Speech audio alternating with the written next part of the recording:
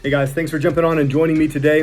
I'm Senator Jake Merrick, and today I want to look at Senate Bill 1647 that we voted on last week. It's known as the Oklahoma Empowerment Act, otherwise known as the Voucher Bill. It was run by Pro Tem Greg Treat in the Senate, and it was one of those controversial bills that drew a lot of attention from both sides.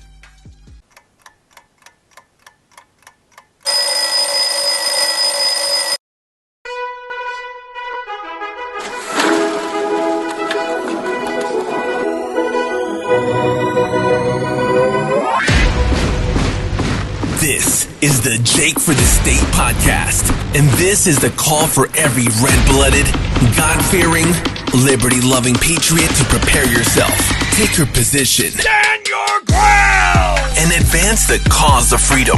Let's go. So 1647, Senate Bill 1647, the Oklahoma Empowerment Act, was going to be the most comprehensive school choice legislation in the country. That's how it was promoted in the very beginning, and it most certainly would have been, because it would apply to all children, school-age children across the state of Oklahoma. And what it would do is give parents really the opportunity to, if they were in public schools, they would be able to pull their kids out of public schools and put them in private schools or homeschool them.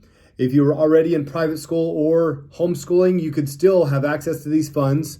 And it was estimated to be around $3,500 to $3,800.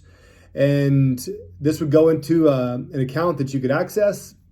It would be managed by the state treasurer. And it essentially, the idea was to empower parents to take their children wherever they needed to go to give them the best education possible. And that aspect of the bill appealed to me very much, as it did many, many people. And I think there's very few that oppose that idea of school choice and parent choice and ensuring that our children have the best possible education. We know that all children are different. I don't believe that public schools are one size fits all. I know many people do. They would like for all of the funds and attention to be poured into public schools so that it becomes a one-stop shop for everybody. So if you live in a district, then all the kids in that district should be able to go to public school and get what they need. But that's simply not the case. Most of the time, that's the reason we have private schools and homeschooling in different situations, because kids have different needs, and sometimes public schools cannot meet those needs. Sometimes it's different convictions and values that a family has that is not being honored and recognized in a school system, a public school system. It's been many years since prayer was allowed in school. And if you're like me, faith is essential to our family, it's to our existence, and prayer is central to everything we do. And so we homeschool our kids. And that is one of the reasons why. There's also many other reasons why. We have adopted our oldest daughter out of DHS, and she experienced a lot of trauma in the first 3 years of her life. And so we struggled to find a school that could actually meet her needs. Thankfully, more and more schools are becoming trauma-informed. But when we had her in public school, they were not able to help her when she became dysregulated and was not able to calm herself down, let alone learn. So we pulled our daughter out of school, tried Epic, private schools. We're homeschooling currently. And, that's what parents sometimes have to do is try different things to find that best fit so that we can ensure our kids get the education they need and, whatever other support they may need. In our situation, she needed that family support, that emotional connection and love. I'm not saying that's necessarily the public school's job, but thankfully in the homeschool setting we're in, we can do that. We can be there to meet her emotional needs as well as ensure she gets a high quality education. But this was a bill, that's the reason a lot of people were in favor of it, because they want the flexibility and the freedom to put their kids in the right setting. And the key is to have the money follow the child. And so many would argue, well, we have school choice. You can go anywhere you want. Can't disagree with that. That's what we've been doing for years. Never asked the government for a dime. We just positioned ourselves and our children in a place that was best for them. And we just trusted God, and He constantly provided. Now, in this situation, it is a look to the government and saying, we expect the government to help us pay for it. Now, in many cases, I celebrate that it would give families an opportunity they probably wouldn't otherwise have. I know there's a lot of debate about that. The average estimated price on these vouchers would be $3,500 to $3,800. Now, the argument is that's really not going to pay for a private school. Granted, I mean, I think what I've heard, the cheapest private school in the state starts at about $5,000 to $6,000, goes up from there. So even the cheapest private school is going to be more than what they would be able to pull from these vouchers. So there's a big question mark there. It definitely would help fund homeschoolers, but it was surprising that it's understandable, but I think a lot of people, including myself at first, were surprised that the homeschool community came out in such opposition to this bill for many reasons. The chief among those being the open door it gives the government to step in and regulate. With government money comes government strings. That's just the way it is. And it was acknowledged in this bill that, yes, there must be oversight. Now, it was attempted to have very minimal oversight in that only 10% of those who took funds would be audited. But we know how it goes. And this was one of my concerns. 10% this year could be 15% 5 years from now. What is it 10 years from now? Does it become 20%? Does it ever become, okay, we're auditing everyone who takes funds? And they would probably be justified in auditing everyone who takes funds, because we need to ensure that taxpayer money is being used appropriately. So that presents a problem for those who are wanting to educate their children without any government oversight. We in Oklahoma have the freest state in the union with regard to homeschooling. You can simply pull your child out and homeschool without having to check in with the government or get any of your curriculum approved or have any kind of monitoring or auditing or check-ins. So it's amazing. We were able to do that. Able to pull our daughters, and just begin to homeschool them, picking whatever curriculum we wanted. And it was beautiful. Of course, we cover the cost of all that. But we were able to do that. So that freedom is more important than the potential money to a lot of people. So there was great opposition to this bill, that they would rather foot the bill themselves than to have to check in with the government. So the other side is, public school. There's a lot of opposition, obviously, from public schools because they didn't want their funds being removed, and completely understand. There was concerns that it would reduce the overall funding mechanism for public schools, and that the majority of these vouchers would probably be utilized in the urban areas, and it would cause the rural areas to suffer. Now, I don't believe that would necessarily be the cost, especially in the end, the latest version of the bill, because a fund was set up, a revolving fund was set up to catch this money and use that as the vouchers. I believe it was $128 million that was going to be used to distribute these vouchers, and without having to pull directly from the school fund.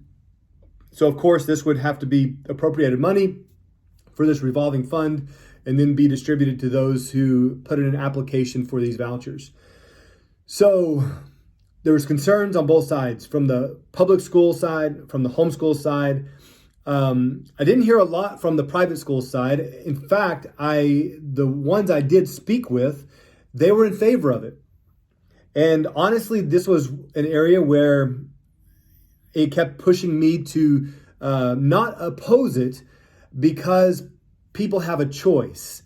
So I would constantly go back to the fact that this was an opt-in deal, that you could actually opt in, but you didn't have to take it. And if you took it, you knew there was going to be oversight. So if a private school wanted to do that, we see private schools right now taking advantage of the Lindsay Nicole Henry Scholarship that gives scholarships to students who have an IEP, a learning disability, and they're able to take that money and go to a private school. Not all private schools take it, but those who do take it understand they are taking a voucher, which is essentially public money, and there is minimal oversight with that. So we do have examples of vouchers working in this state. I'm in favor of the Lindsay Nicole Henry Scholarship. I think it's helping a lot of families. And I actually was authoring an expansion of that. I was running a bill to expand the Lindsay Nicole Henry Scholarship. And because there's a lot we actually experienced with our daughter, the emotional and the emotional needs and the struggles she had in the classroom that made the public setting not ideal. But there were certain private schools that were more trauma-informed and more geared for helping kids like her. So we were looking at the Lindsay Nicole Henry Scholarship to help her. In the end, we ended up homeschooling. But I believe that there is a good case for the Lindsay Nicole Henry Scholarship, and vouchers, when used in this way, I know many would disagree with me on that and maybe call that hypocritical, that I would apply it in this area, but not in general. I can see that point too. But working constantly on what is right, and that's my pursuit. So this was an area of struggle for me on this bill of where to come down on it. You know, there's a lot of, during this last 2 years in the pandemic, a lot of eyes were opened as many public schools, if not most of them, went virtual. And now kids were learning at home, and they had a firsthand view of what's happening in their classroom, what their kids are actually learning, how the teacher's communicating with them. Of course, it's not exactly what would be taught in the classroom. There's modifications made, but it was concerning enough for a lot of parents to begin raising some questions, to begin showing up at the school board meetings. And, you know, we saw this obviously going nationwide, how these school board meetings were suddenly parents flooding them saying, "We demand answers." Of course, this spilled over into the mask issue, but there's a lot of clashing right now, especially in conservative Oklahoma, where we're seeing in public schools the allowance of an LGBTQ flag on the wall, where we are allowing trans students to go into the trans boys going into girls' bathrooms. That's an issue I've been dealing with. I ran a bill to address that. It wasn't heard in committee. So maybe next year. But these kinds of things are very concerning, especially to conservative families who value these essentials that are most of the time biblically rooted. They're connected to their faith. And, you know, not necessarily doesn't have to be biblical. I have a lot of Muslim constituents too that would oppose these kinds of activities in school. And so there's conservatives of all different types and strains that are saying there's things happening in our public schools we do not like. And they feel like their voices are not being heard in these school board meetings. And so there's starting to be an uproar of we want to do something about it. You know, last year we passed open transfer and we passed the Opportunity Scholarship Fund. And there is great momentum with this movement of school choice, with money following the child and getting, you know, the maximum opportunity to every child in Oklahoma. So, you know, this bill, this Oklahoma Empowerment Act, was inevitable here in Oklahoma. We may even see it again later in session. But I want to explain my position in this, because I know that there were a lot of questions, especially on voting day, when I debated against this bill, voted for it, and then switched my vote back to no. And so, you know, had reports. I was told today that it was reported in the Oklahoman that I was influenced by pressure, and I caved, I folded like a deck of cards, however they worded it, and that I switched my vote back to no. This is not the case. So essentially, this is what happened. I'm wrestling with this for weeks, ever since I first heard it in committee. When I heard this in the Education Committee, I voted for it, but I expressed my concern and my hesitation in debate before we voted. And I said, I'm going to vote for this because title is off. Now, let me explain that. when title is off a bill, it means that it's not in its final form.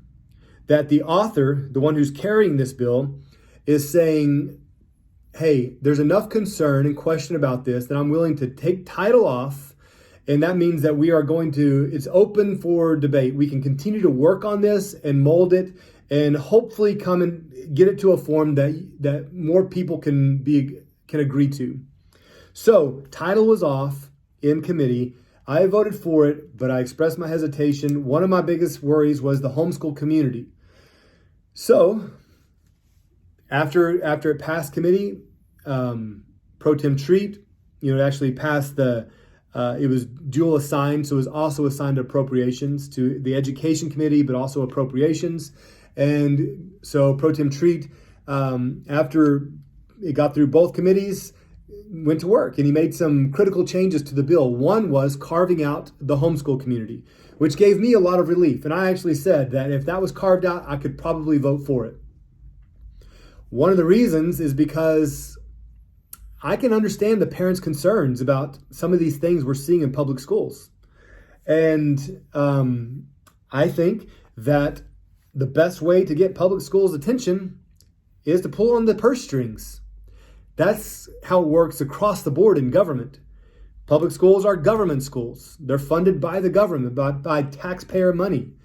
And so if taxpayers are complaining, but the administration is not listening, then we have the right and the authority to pull that money back until change happens. And so I believe that. I think there's a lot of parents around that believe that. There's some concerning things. Like I said, I ran a bathroom bill to ensure that girls went into girls' bathrooms and boys went into boys' bathrooms. I think it's very obvious that's what needs to happen, but it's not. Why? Well, they say they'd lose federal funding if they did. It would be called discrimination and they would lose federal funding. Personally, I don't want to be bought. I don't want my convictions to be bought. And so, either it's right or wrong. And if it's right, you do what is right, even if you lose money. Okay, that's my position. And so it's not the position of most schools. That's concerning.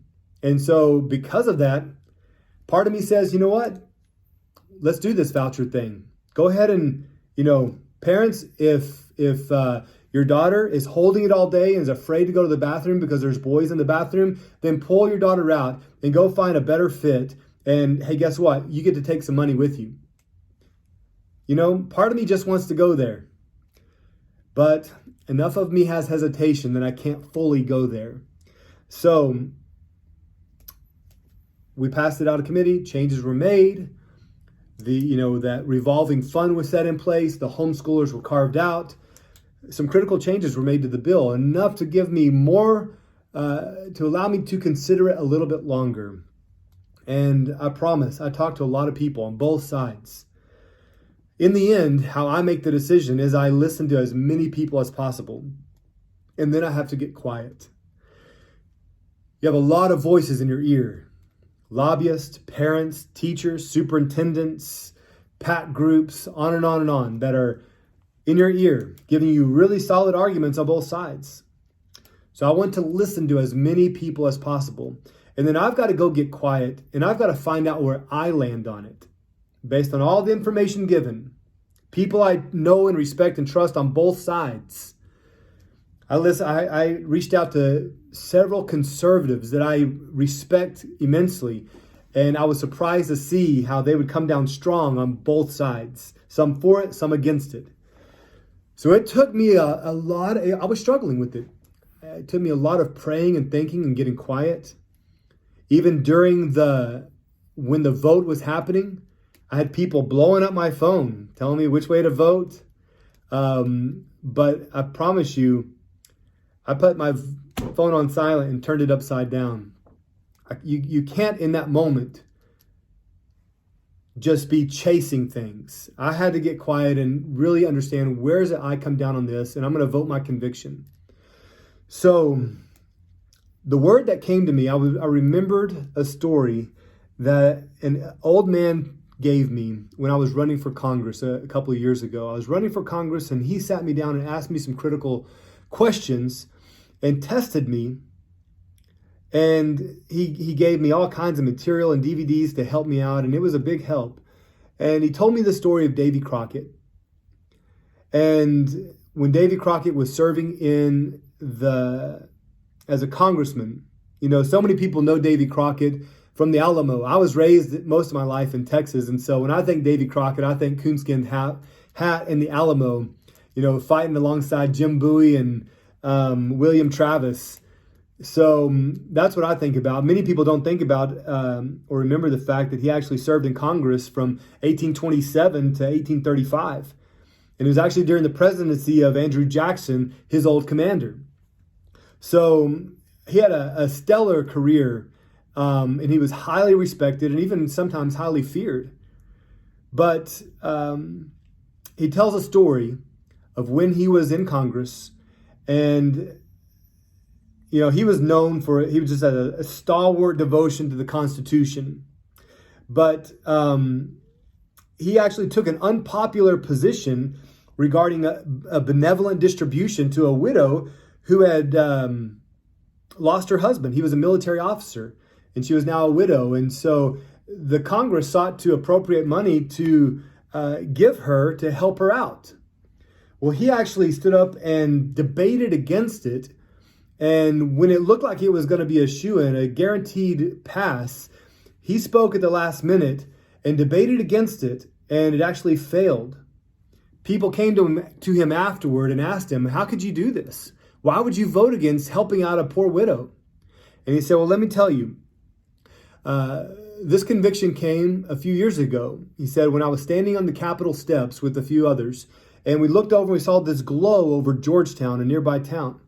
And turns out there was a fire that broke out and it destroyed many homes, and many families lost all they had. And so he said later that summer, he was campaigning on horseback. He was riding through and he came up to this man that was plowing a field. He rode up to him and said, oh, sir, I'm out campaigning. And the man stopped him before he could even tell who he was. And the old man said, I know who you are, Colonel Crockett. And, don't waste your time on me, because you won't get my vote again. I voted for you one time, but I'm not voting for you again. And he was taken back by that. And he said, well, sir, may I ask why? And he said, because you don't value the Constitution. In so many words, there's a long story with this, giving you the condensed version. But he said, you don't value the Constitution. And he said, beg your pardon, no disrespect, but I do my best to honor the Constitution with every decision I make. And he said, a few years ago when that fire broke out in Georgetown, you, along with your colleagues in the Congress, you actually voted to give $20,000 to those families. And he said, surely you wouldn't argue that was unjustified. I mean, we're a rich country and we can spare $20,000 to help some families rebuild their lives. And he said, but it's not yours to give. He said, the most dangerous thing is someone who has power and abuses it, who justifies his cause with good, but he has no power, no right, no authority, but he justifies it with good causes. Again, paraphrasing. And it took Davy Crockett by surprise, but he said, you got me. I did vote to appropriate that money, and I can see my error. And so his convictions were changed. The idea is taxpayers pay this money. If we have a surplus, we need to be asking, why do we have a surplus? Chances are we need to reduce taxes if we're getting so much money that we have so much saved up. I know it can be often celebrated that we have a big surplus in our savings account, but how many people paid their taxes and suffered to get that savings account that now they can't touch? Now that's the government's money. So many people struggle to pay their taxes while the government either pockets it, saves it, or redistributes it to whomever they decide. And that's a dangerous thing. Whenever the legislature decides how, when, and where they'll give the money, and will justify it because it's always good. There's always a good cause behind it. So this was a story that was coming back to me as I was sitting on the Senate floor. And of all the voices and all the stories and all the reasons this was the one that came to me. And I believe God dropped it in my spirit and brought it back to my memory. And as soon as I remembered that, I knew where my position was. It was the same that Davy Crockett had come to years ago. Said it's not ours to give. Yes, we could justify it in so many ways, and it might even help so many people, but it's not ours to give. So, I told this story in brief form during debate, and I said I cannot vote, I cannot support this. And I'll probably be voting no. Well, debate went long. Many people were talking, giving their views. And I continue to think, continue to pray, walk around. Yes, I did go back and I talked to a few other senators. I know there's oftentimes question marks and people are wondering what's conspiring when you see people, whispering and talking and going in the back room. Well, I'll tell you what happened. I went back in the lobby and spoke with a couple of senators, and they gave me their views, but they said, but you vote your conviction. So there was no pressure at all from anyone. And I found that whenever you continue to stand for righteousness and it becomes known that that's the way you operate, that pressure comes less often. It becomes known that it's pointless to go and try to persuade whenever Jake is going to vote the way that Jake believes. That's the way I vote. That's the way I live. People in the Senate know that, and they respect that, thankfully. But I did have some good discussion, and a point was brought up that title's off on this. Remember, title is off. That it's not in its final form. So, out of respect for the pro tem, and out of the hope, even though it may be a distant one, that maybe there's something in here that's salvageable, that maybe we could work with. Title's off. So I gave it a chance. I figured that after the votes were cast, we were going to be there a while. So I went ahead and voted yes. That threw a lot of people off right there because I'd already said, I'm not sure I can vote for this. And then I voted yes. But I waited, and I gave it time, and gave pro tem treat time to talk to people. Some people changed their vote. Most people did not. And after 2 hours on the floor, I felt like sufficient time was given for people to make up their mind. So, we still were short. I believe it was going to fail. So I did not want my final vote. I wanted my final vote to be in agreement with my debate and my core convictions about this. So if it was going to fail anyway, I wanted to be recorded a no. So that's why I went back and voted no. No Oklahoman.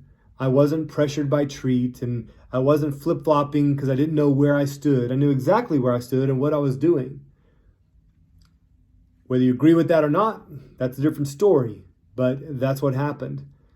So I closed it out with a no. It failed. There was not enough support for it. And I was glad about that.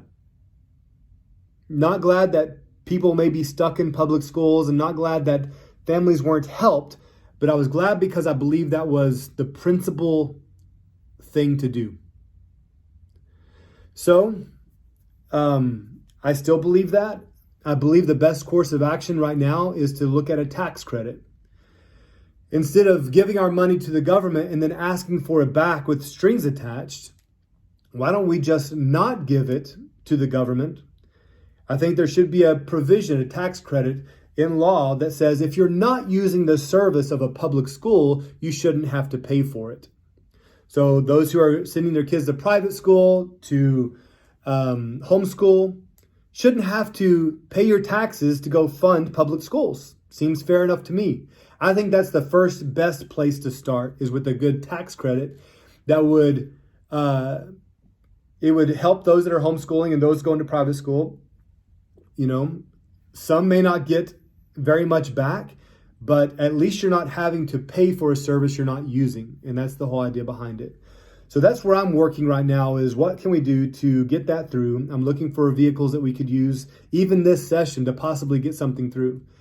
So I wanted to take time and really explain this position and my position and why I voted the way I did.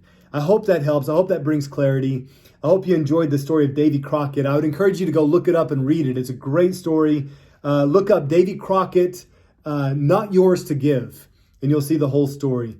But God bless you. I would encourage you to continue to seek truth and to seek righteousness and to not compromise for anything. God bless.